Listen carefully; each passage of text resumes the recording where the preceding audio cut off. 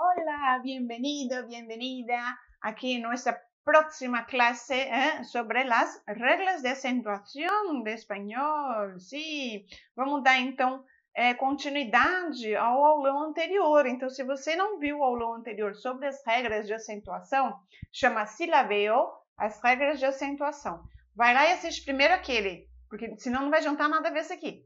Tá? Quer dizer, adianta, mas você não vai conseguir compreender melhor. Então, para você compreender toda a questão das regras de acentuação de espanhol, assiste o aulão anterior, tá bom? Porque senão, gente, a explicação fica pela metade e você não compreende todo, tá bom?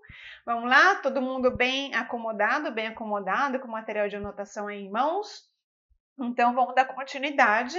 Eu gravei em seguida esses conteúdos sobre as regras de acentuação, porque eu achei que seria demais se a gente fizesse num aulão só, senão fica muito puxado, tá?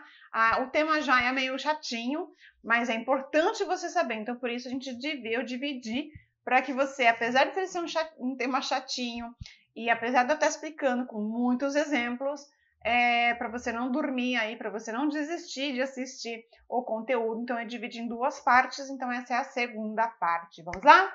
Vamos para as regras complementares, então, de acentuação do espanhol. Então, vamos lá, eu fiz aqui as minhas anotações como sempre, para não esquecer de nenhuma informação importante. Vamos lá, regras complementares de acentuação do espanhol.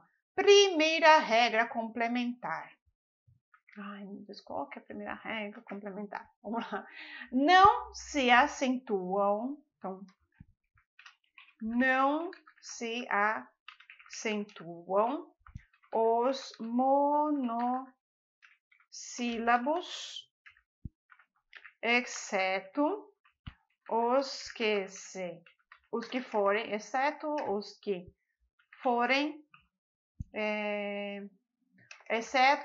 diacríticos. Ai, o que são os diacríticos? Vamos lá, os diacríticos, apesar dessa palavra ser meio estranha, são aquelas palavrinhas que elas possuem a mesma grafia, porém significados diferentes no espanhol, tá? Por exemplo, T e T. Esse é um monossílabo diacrítico, ou seja, ela tem a mesma grafia no espanhol, T e T, porém, eu tenho que acentuar uma delas para diferenciar da outra, porque elas têm significados diferentes. Então, eu tenho o T, que é um pronome, e eu tenho um T, que é substantivo. Esse T aqui com acento é chá em espanhol, tá? É chá. Opa! Então, como é que eu vou diferenciar o chá do T pronome, né? Então, eu vou diferenciar dessa maneira, com um acento. Então, nós temos vários desses tipos de monossílabos diacríticos no espanhol. E não se preocupe, porque aqui nesse PDF que eu fiz para vocês, eu dei uma lista, tá bom? Eu coloquei uma lista para você também estudar e conhecer os monossílabos diacríticos no espanhol, tá? Então, a gente não vai acentuar, então não se acentuam os monossílabos, exceto os diacríticos, que precisam ser acentuados para a gente diferenciar, né, de um significado do outro. Então, vamos lá. Por exemplo, exemplos de monossílabos que a gente não vai acentuar. Sal, sol, pan, de comer, pan, que mais? Pie, né, o pé. Verbos, ser, con, en, por, advérbios, né? Que mais? Fue, ele foi. Então, ele foi, não é? Ele foi, não tem um acento, não. Ele foi, a tonicidade está no E, foi, mas não é acentuado. Ele foi, pie, pon é o verbo poner no imperativo, pon, ten, né? Também no imperativo aí, ten. Então, aí temos vários monossílabos que a gente não vai acentuar, a não ser que ele seja um diacrítico. Segunda regra complementar.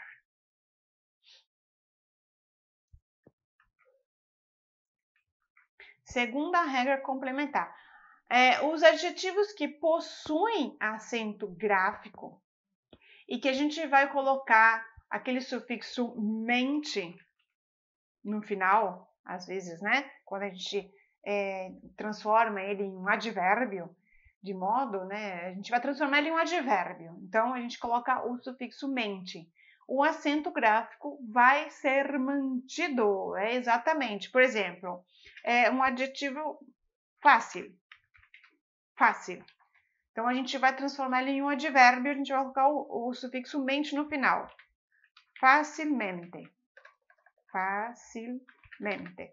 Então, o acento vai permanecer com ele. Facilmente. Fácil, facilmente. Tá bom? Difícil. Difícil. Outro adjetivo. Dificilmente. Dificilmente, dificilmente, dificilmente, dificilmente, rápido, rápido, rapidamente, rápido, rapidamente, rapidamente, e assim por diante. Então, todos aqueles adjetivos, fácil, difícil, rápido, que a gente vai colocar o sufixo mente para transformar em um advérbio, facilmente, dificilmente, rapidamente, o acento vai continuar com ele, tá bom? Terceira regra complementar. A terceira regra complementar, vamos lá. Não são tantas, então não fiquem preocupados. As palavras compostas, então palavras compostas não unidas por hífen, tá? Então, as palavras compostas que não são unidas por hífen, elas vão manter a acentuação da segunda palavra. Então, por exemplo, as palavras compostas não unidas por hífen mantêm a acentuação da segunda palavra, tá? Então, vamos lá. Décimo, sétimo. Décimo, sétimo. Esse numeral a gente pode escrever ele separado, sim, tá bom? Lembra dos numerais originais? Eu falei um pouquinho disso. Mas a gente escreve ele junto também. Então, se a gente for escrever ele junto, então a gente vai formar ele, vai ser uma palavra composta. Mas ela não vai ser unida por um hífen. Então, e ela vai então manter o acento, a acentuação da segunda palavra. Então, por exemplo, décimo, sétimo, décimo sétimo. Então, décimo sétimo é uma palavra composta e ela não está separada por um hífen, tá? A gente escreve ela tudo junto. Então, ela mantém a acentuação.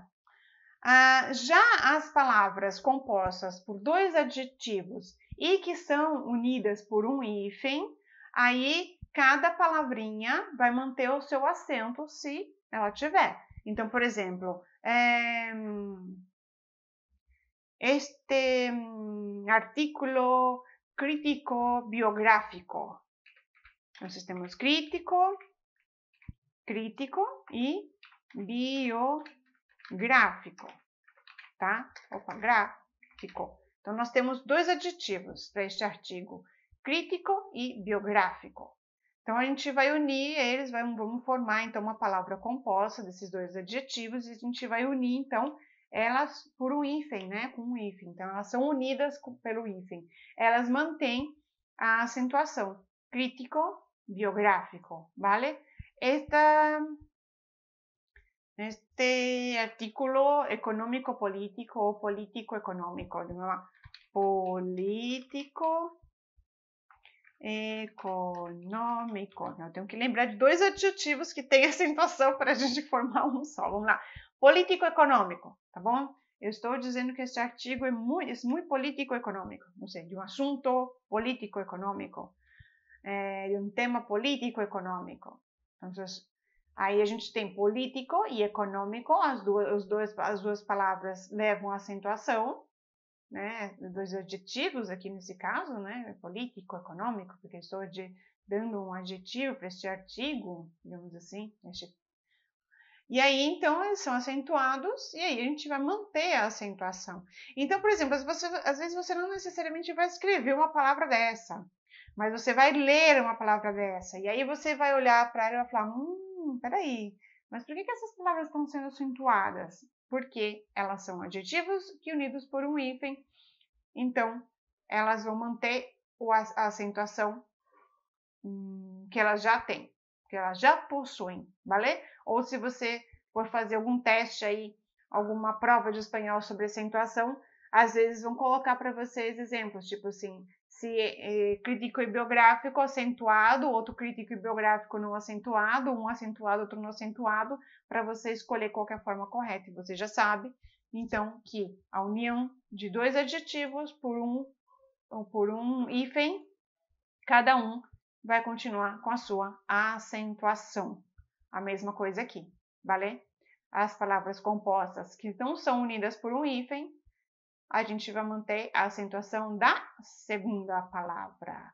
Quarta regra complementar. Gente, essa aqui é a mais usada. Quarta regra complementar.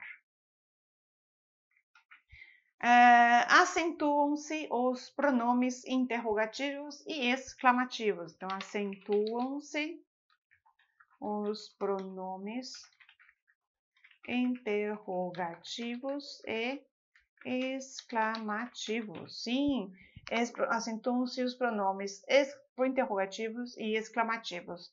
Vou colocar aqui para você lembrar quais são, ou você conhecer, caso você ainda não os conheça. Então, nós temos que, quién, quiénes, cuál, cuáles, cómo, cuánto, cuánta, cuántos, cuántas, dónde, aonde, quando, por quê. Vale? Então, se você vai fazer uma interrogação, uma pergunta, ou criar uma exclamação, você vai, então, acentuar esses pronomes quando você vai escrever nas suas orações. Eu coloquei vários exemplos no PDF, tá? Tanto para pronomes exclamativos como os interrogativos, e eu estou usando todos eles. Criei um exemplo com todos eles. Deixa eu ver com que, com como, com aonde, quantos, quanta, quanto. Olha, eu fiz com todos o que eu podia fazer com exclamação e com interrogação. Tudo para você ver como, né, de forma contextualizada em exemplos, como é que a gente usa, como é que a gente faz. Então, a gente utiliza, né? Em que momentos que a gente utiliza. Mas tem uma observação extremamente importante que as pessoas esquecem, gente, esquecem. É o seguinte, é uma observação muito importante, observação importantíssima, importantíssima. Eu coloquei essa observação para vocês no PDF, sim, tá? Não se preocupem. Que é o seguinte, quando a gente for usar o que mais um verbo no presente do subjuntivo, tá? Quem já sabe espanhol um pouquinho, ou quem já sabe bastantão, sabe que quando eu vou usar o que mais o presente do subjuntivo em uma exclamação, o presente do subjuntivo vai estar sendo usado para demonstrar um desejo.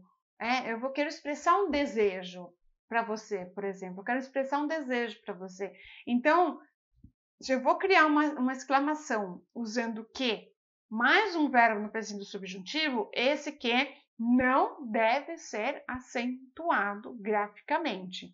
Então, por exemplo, eu quero dizer, você vai passear. Eu quero dizer, que você aproveite o passeio. Nossa, porque você se divirta no passeio. Como é que a gente fala em espanhol? Que disfrutes del paseo. Que disfrutes del paseo.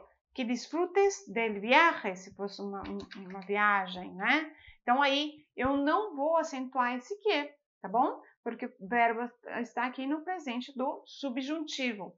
Se eu quero dizer para você que você tem um ótimo dia hoje, um dia maravilhoso, aí eu posso escrever assim, que lo pases lindo hoy. Que lo pases lindo. Pases, aqui está no presente do subjuntivo. Eu estou desejando isso para você, que lo pases lindo. Aqui eu não vou acentuar esse que. Por exemplo, eu quero dizer que, eu quero te dizer tudo de bom. Tudo de bom para você, né? Tudo de bom hoje para você. Que te vaya bien. Que te vaya bien. Ai, Juan, que te vaya bien hoy. Que te vaya bien. Então, te vaya está no presente do subjuntivo e esse que não é acentuado. Foi o aniversário da Maria e eu quero desejar a ela que ela seja muito feliz. Ai, Maria, que seas muito feliz, né? Que seas muito feliz. Seas, verbo ser, eu desejo que você seja muito feliz. Então, está no presente do subjuntivo aqui no espanhol. Então, aqui eu não vou acentuar o que. Tá bom? E o último... o último e mais uma observaçãozinha que eu não posso esquecer de dar. São os acentos diacríticos. Então, aqui eu nem vou colocar como regra, tá? Quinta regra complementar. Não. Eu vou colocar que existe o acento diacrítico. Diacrítico. Então, esse acento diacrítico que são os monossílabos. Monossílabos que devem ser acentuados para se diferenciar em seu significado, tá? Então, são vários, gente. A gente tem, por exemplo, ele e ele.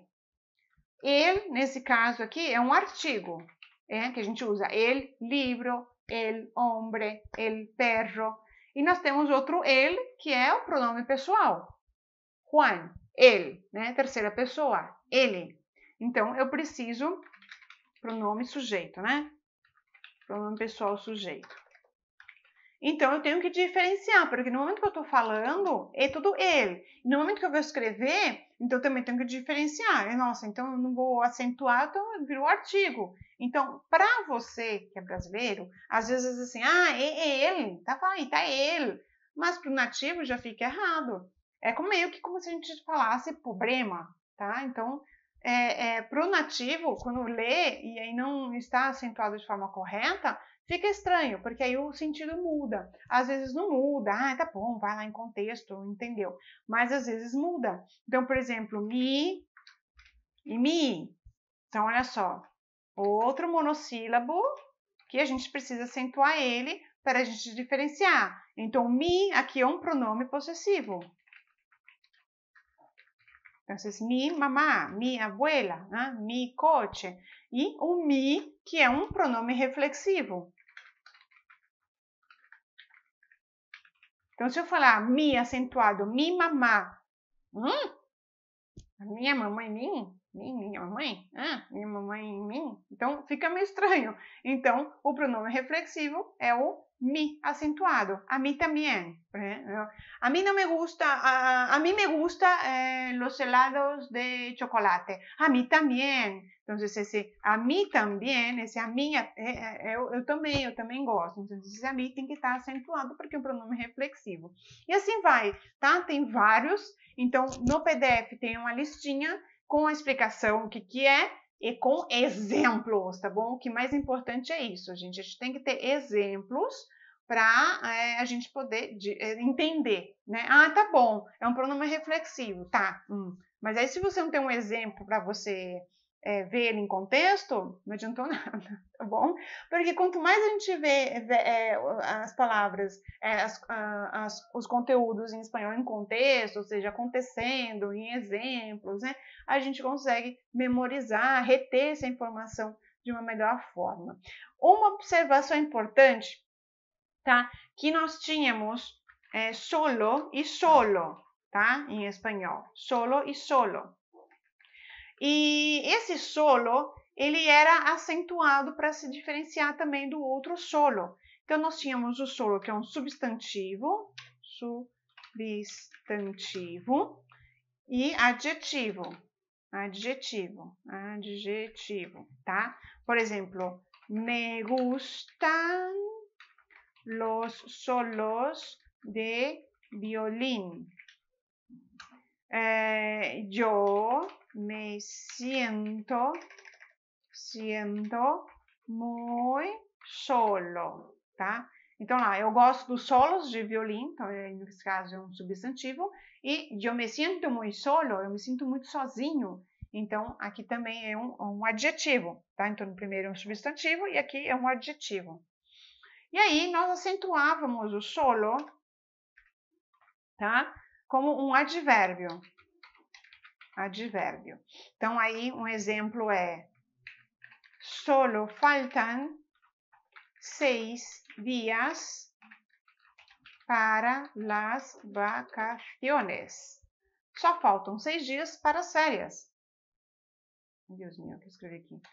Días para las vacaciones. Então, aqui é um advérbio, que tipo, só faltam 6 dias para as férias, tá? Então, aqui nesse caso, na última atualização da gramática, né, que a Real Academia Espanhola realiza essas atualizações de tempos em tempos, porque algumas coisas caem em desuso e outras coisas a gente tem que agregar, né, no uso, porque as pessoas estão usando palavras novas, enfim. E algumas coisas caem em desuso, então caiu em desuso que é a acentuação dessa palavrinha, solo, tá bom? Então, agora ficou tudo solo, sem acento, tá? E não precisa mais ser acentuado, então. A não ser que vá dar duplo sentido, que na oração vá dar duplo sentido. Aí sim você então continua acentuando aquele que for usado como advérbio na oração. Mas, por exemplo, solo faltan 6 dias para las vacaciones. Aqui você entende que não é um substantivo, não é um solo um substantivo e também não é um adjetivo. Não é sozinho, faltam 6 dias, não. Né, de sentimento de solidão aqui, solo, né? Eu estou muito sozinho, estou muito só. Não, aqui não é esse sentido. Solo é de só, mas de só, somente, né? Faltam 6 dias para as férias. Então, se for usar, se for acentuar, eu oriento o seguinte: não acentue, utilize outra forma. Por exemplo, se é um advérbio, a gente pode usar solamente. Então, se você for usar essa palavrinha solo como um advérbio, aqui, solo faltam 6 dias para las vacaciones, eu aconselho você nem usar ele, você usar solamente. Porque o solamente não vai dar, não cabe como substantivo ou como um adjetivo, porque ele se torna um advérbio, né? Solamente, tem o sufixo mente aí, né? Então, eu aconselho você, então, usar solamente, tá bom? Então, quando você diz que somente falta tal coisa, somente falta aquilo, se você não quiser usar o solo, nossa, eu tô meio com receio, né? Você pode usar o solo sem o acento, então, a partir de agora, se não for causar nenhum entendimento ambíguo, né? Tipo, de duplo sentido, ou você taca já o solamente mesmo, que aí não tem como dar duplo sentido na sua oração, tá bom? Então, fica essa dica para você. Eu vejo vocês, então, no próximo aulão, que vai ser sobre os pronomes pessoais, tá bom? Então, não perca o próximo aulão, que são os pronomes pessoais, que é extremamente importante, os pronomes pessoais sujeitos, tá bom? Que é extremamente importante você saber para ir dar continuidade aí nos seus estudos, tá? É bem legal para você ter tudo bem claro isso na sua cabeça, assim, bem organizadinho, para o seu estudo de espanhol ser, assim, render mais, ser mais produtivo, você não perde mais tempo aí, girando em círculos aí, tentando compreender as coisas, ¿vale? Entonces, nos vemos. Hasta pronto. Chao.